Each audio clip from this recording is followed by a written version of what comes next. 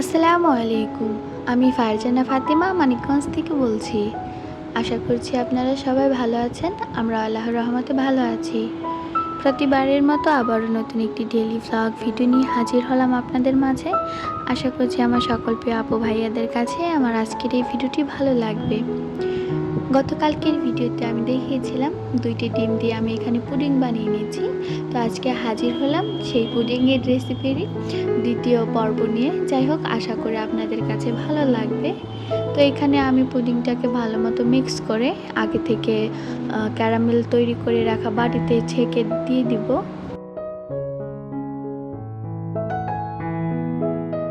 এরপর চলে আসবো পুডিং বানানোর বাকি অংশের কাজে। তো আমি এখানে প্রথমে চুলার মধ্যে একটা কড়াই বসিয়ে এর মধ্যে পানি দিয়েছি, আর যাতে পাত্রটি সরে না যায় এই কারণে আমি একটা কুকি কাটার দিয়ে দিয়েছি। আপনারা চাইলে এখানে টিস্যু ব্যবহার করতে পারেন। আর এটাকে আমি ভাপ দিয়ে নিব পুরো 35 মিনিট। আর এরপরে চলে আসবো 35 মিনিট পর আমি চেক করে নিব। আর আপনারা চেষ্টা করবেন সব সময়ের মতো পুডিং বাটির ঢাকনাটা ঢেকে দেওয়ার জন্য। তো আমার এই মাপের ঢাকনা নেই, এই কারণে আর কি ঢাকতে পারিনি। আর আমি এখানে চেক করে নিচ্ছিলাম যে পুডিংটা হয়েছে কিনা। আর এরপরে আনমোল্ড করার জন্য আমি রেখে দিয়েছিলাম। তার আগে আমার ছেলে খেয়ে নিয়েছে।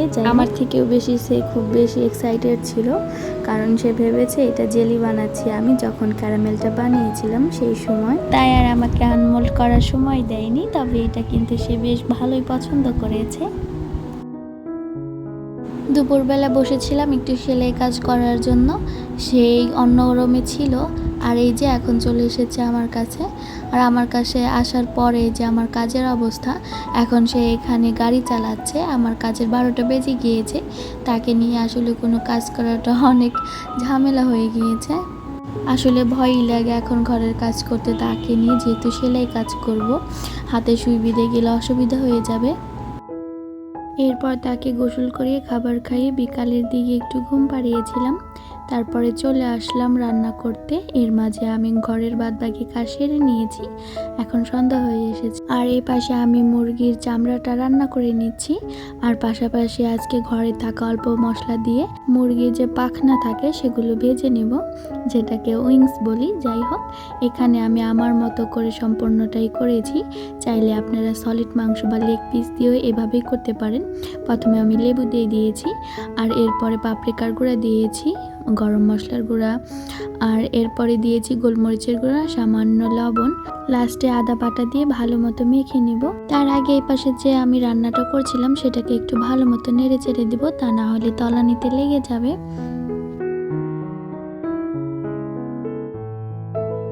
আর এটাকে আমি মেখে রেখে দেব কিছুক্ষণের জন্য। আমি যেহেতু সন্তান রান্না করতে এসেছিলাম, তাই ভাবলাম সন্তান নাস্তাটা বানাই। তো খুব একটা সময় আমি মাখিয়ে রাখিনি, 15 থেকে 20 মিনিটের মতন রেখে দিয়েছি।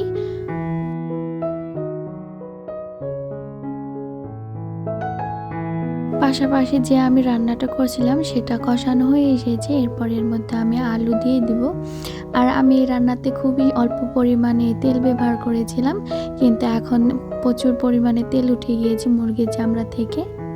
আলুটা দেওয়ার পর আরেকটু ভেজে নিয়ে এরপরে এর মধ্যে পানি মিশিয়ে দেব। তারপরে একবারে ঢাকা দিয়ে রান্না করে নেব, মাঝে মাঝে একটু করে নেড়ে দেব।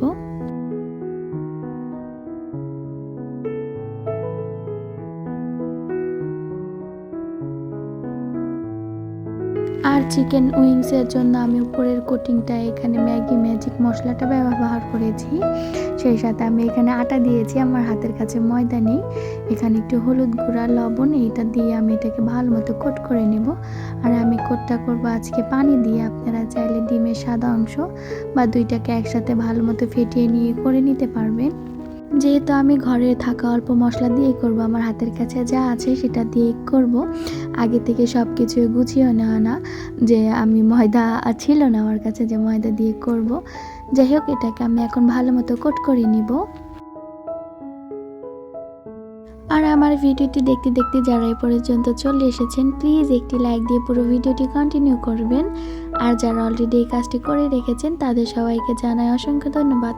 এবং আজকে যারা নতুন আমার এই ভিডিওটি দেখছেন তাদেরকে বলছি, আমার ভিডিও যদি কোনো অংশ আপনাদের কাছে ভালো লেগে থাকে তাহলে আমার চ্যানেলটিকে সাবস্ক্রাইব করে আমার পাশে থেকে যেতে পারেন।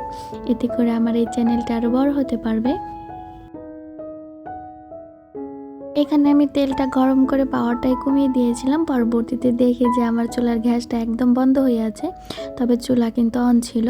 বিপদের হাত থেকে অল্পের জন্য রক্ষা পেয়েছি। আর আমি এপাশ ওপাশ করে অল্প আছে ভালোভাবে ভেজে নিয়েছি যাতে ভিতরের অংশে কাঁচা না থাকে। যাই হোক, আমি এভাবে 2 ব্যাচ দিয়ে দিয়েছি। প্রথমে 4টা দিয়েছি, এরপরে 4টা দিয়ে আমি এভাবে সবগুলো ভেজে নিব। আর এগুলো খেতে অনেক মজা হয়েছিল। আপনারা চাইলে অল্প উপকরণ দিয়ে এইভাবে বাসায় তৈরি করে খেতে পারেন। এটা খুবই সুস্বাদু খাবার। অনেক দিন পরে বানিয়ে খেলাম এভাবে ঘরের নাস্তায় নিজের হাতে। আর এই যে এই পাশে আমার রান্নাটাও হয়ে এসেছে, দেখতেই পারছেন উপর থেকে কতটা তেল ছেড়ে দিয়েছে। যাই হোক, আমার আজকের ভিডিওটি ছিল এই পর্যন্তই। আশা করছি আমার আজকের এই ভিডিওটি আপনাদের কাছে ভালো লেগেছে। আর ভালো লাগলে অবশ্যই আপনার পরিবার পরিজনের সাথে শেয়ার করে দেবেন। আজকে এখানেই বিদায় নিচ্ছি। সবাই ভালো থাকবেন। আল্লাহ হাফেজ।